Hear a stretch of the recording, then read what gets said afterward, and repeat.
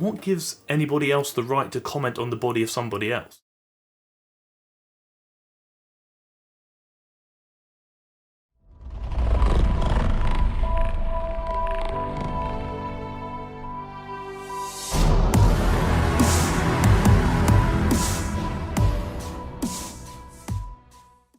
I'm back, and I know what you're thinking, that's a shame, but I'm here nonetheless, and you're stuck with me for the next roughly 12 minutes, I'm sure. This video was actually requested quite a long time ago, but I just never got around to doing it. That is a deep dive on Katrina Wright, aka CollegeCleanEating, somebody who has popped up in the comment section a lot. I've heard a lot of good things. As always, I will go in with an open mind. My expectations are relatively high due to what I've heard. She is a fitness trainer, love that, founder. I assume she's qualified. If you're saying you're a fitness trainer, I assume you're qualified. Founder of the Sculpt You self-care space. I like the sound of that. That does sound pretty good. I like that. Affordably helping college students and grads change their lives mentally and physically. That's good. I heard that she is quite big on the mental health things, which is bloody fantastic, and I wish more people were. Obviously, you know, it's a big emphasis of my channel. People focused on mental health does make me very happy. A $9 program is bloody cheap, I'll give her that. Honestly, looks pretty solid. $9 a month for all of this is pretty impressive. Obviously, I know I don't have the program, so I can't really say whether it is actually impressive or not. First impressions, you've got mental health, you've got meal plans, you've got daily workouts. That is bloody splendid. Affordable support for your mental health. The self-care space. To heal from traumas, to learn to love the skin you're in, to develop confidence within yourself, and to finally step into your path. I like that. I think the tricky thing is when you're kind of like providing like some kind of therapy or counselling, although I'm sure they aren't claiming to be, but I do think when you are taking on board someone's health, be that physical or mental, there should be some qualifications there that enable you to do so in a potentially safer manner. You've got to be very careful with these things. When health is involved in all facets, I don't know if she's a qualified counsellor or anything along those lines. I'm just saying, just as a rule of thumb, just be careful. I think the term holistic can be wildly overused and has been given some of a bad name due to how overused it is by people who aren't really taking an actual holistic approach to things. So this is a bit of a tricky one, a bit of a grey area. I feel like Austin's probably going to pipe up about the concept behind holistic well-being or holistic health, whatever it may be. It's really great that someone with such a large platform is really emphasising not only physical health, but mental health too. Because like I said, you know, mental health is big on my list of priorities. It's really great to see somebody like Katrina who is empowering women and just empowering individuals in general. I think that's fantastic. But let's have a look at the training, let's have a look at the footage, let's have a look at the Instagram content. She doesn't really gander over to the platform of the YouTube that often, so we'll be prioritising her Instagram today. As I did cover some of her TikTok in the last video, I would not apologise for choosing myself. My mind replays all the mean comments on the internet I've read about my own body and others. That makes me quite sad actually, because ultimately when you start posting yourself and your body and you as a person online, you are subject and open to criticism from people you will likely never meet. Don't get me wrong, there are some fantastic people on the internet that I will likely never meet. You watching this video are bloody extraordinary individuals. Because every time I go to the comment section, every time anything occurs with TFNL, I see you, you're liking the video, you're commenting, you're always hyping me up, you're always positive. Not only just to me, but to everybody else in the community. And that's so fantastic. That makes me feel privileged to have what I deem to be one of the most supportive communities on YouTube. Granted, I may be biased, but I did see the comment the other day or the other week about how positive this comment section was, and I love it. Honestly, it gasses me up. You are my hype people, and I am your hype person too.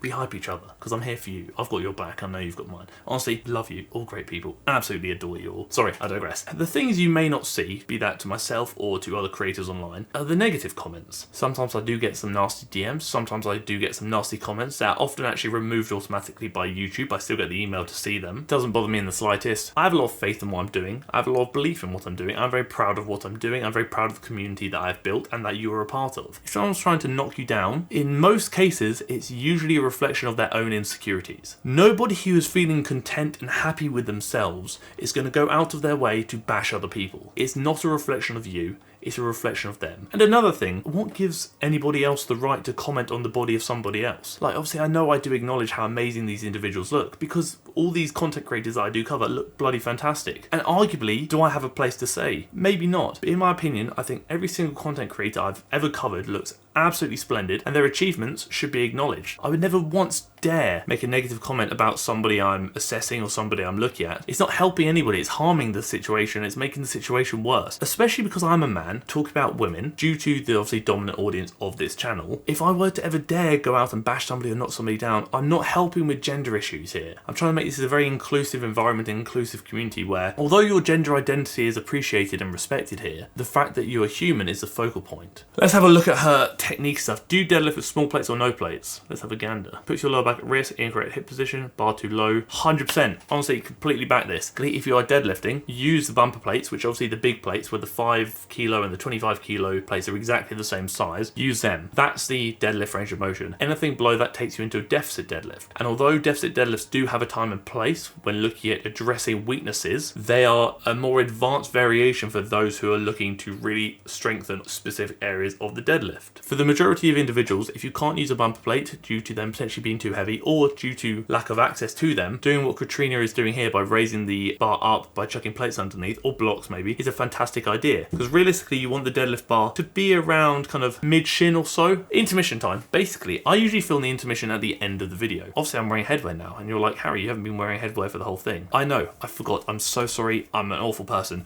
But you'll get my apology at the end of the video when I realise I haven't worn any headwear. If you do like the video, please let me know you like the video by dropping a like on the video. 500 likes is a goal, as it has been for a while, but we will progressively overload soon. Baby steps, you know, we want to progressively overload, but we're trying to avoid plateaus. If you haven't already, please do consider subscribing to the channel by clicking the red button down below and the bell next to it so you get notified when I upload every week on a Monday and a Thursday at 6:30 PM UK time. Hello, because that's where I'm from. The UK, the UK. And if you have a question you want me to answer at the end of the next video, drop it down below in the comment section for comment question of the week, and I shall do so. I won't interrupt you anymore. I'm a bad human. I'm sorry. Please forgive me. But the apology is coming at the end of the video when I realise what I've done, as you'll see in a number of minutes. We'll crack on with the rest of the video. Do you only feel your quads during hip thrusts? Can't feel your glutes? Lower back hurts? Yeah, honestly, fantastic, bloody splendid. Tuck chin in, maintain neutral spine. Love it, respect that. Focus on scooping your hips under. That's a nice cue actually. I haven't heard that before. I like that. I'm really impressed by that. Granted, your lower back is going to come into it, obviously, because it is incorporated in the movement. It is working, is under tension. These are great tips to help reduce how much it may be fatiguing, thus allowing you to place greater emphasis on the areas in which you're wishing to target. My glutes won't grow. What do I do? Let's find out. Eat carbs. Respect that. I think carbs have a really bad name in the industry, which is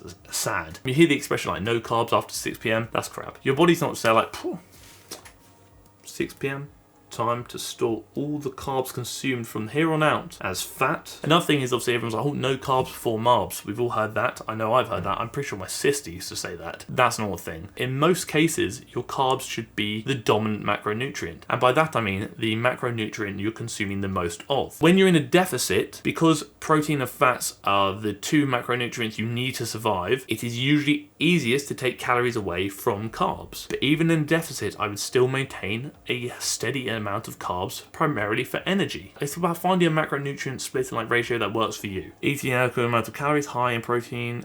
Yeah, love that. Focus on compound lifts in your basic key movements, squats, deadlift, yeah. Structured training plan, utilising progressive overload, isometric holds, yeah. Honestly, bloody solid stuff. I don't often do a lot of isometric stuff myself. It just doesn't really fit into my training. I do understand there is a time and a place for it. You versus you is obviously a big thing. If you're here from the early days where it was all three of us, you know, Baldy used to love the old you versus you. Be proud of your growth and focus on becoming stronger for yourself. Love it. Everything you do should be because of you. You are the priority and you are the focal point. If it doesn't make you happy, don't do it. Try not to stress about what others say. People are giving you input on how you should look or how you should train. You look them in the eye, dead in the eye. You say negativity detected, opinion rejected is what you say. Incorrect form, core not engaged, anterior pelvic tilt, spine goes to flexion, bottom butt wink. Minor butt wink isn't necessarily an issue. Again, it very much depends on the person, their leverages, all sorts. A bit of butt wink is not a bad time for most people. When she says glutes not maximally engaged, you can see by the knees here, the knees are inside the feet, so they're caving inwards slightly. As I said in a few videos ago, external rotation of the hips. She's not externally rotating the hips and creating torque. You basically try and spread the floor with your feet. She's not doing so, which is obviously leading the knees to cave, hence glutes not maximally engaged. Let's see how she corrects it. Oh, that's so much better. Spreading the floor, yes, we love that. Big thing here is obviously the head is up, hence the lack of neutral spine. Obviously neutral spine means your head is down because obviously spine is up here as well. Core and upper body engaged, yeah, she's locked in, she's almost pulling the bar onto her back like she's creating a shelf with her upper back. Intention behind each rep, yeah, she's trying and she's treating every rep with respect. But yeah, this is significantly better. Good demonstration of bad and good technique. There's no like universal textbook technique for a movement. it's very much dependent on the individual. I'm going to be straight with you. I think that Katrina is posting some bloody good stuff. I really can't complain with anything I've seen thus far. Again, I haven't seen everything, so my opinion is subject to change, but from what I have seen, top tier content, probably one of the best content creators I have observed and done a deep dive on thus far. Great message regarding mental health, great for empowering her audience, which I assume is primarily women, and great information when it comes to training. Bloody splendid. She's really incorporating all facets of health, not just physical, but mental too, and I really rate that, honestly. I am really impressed.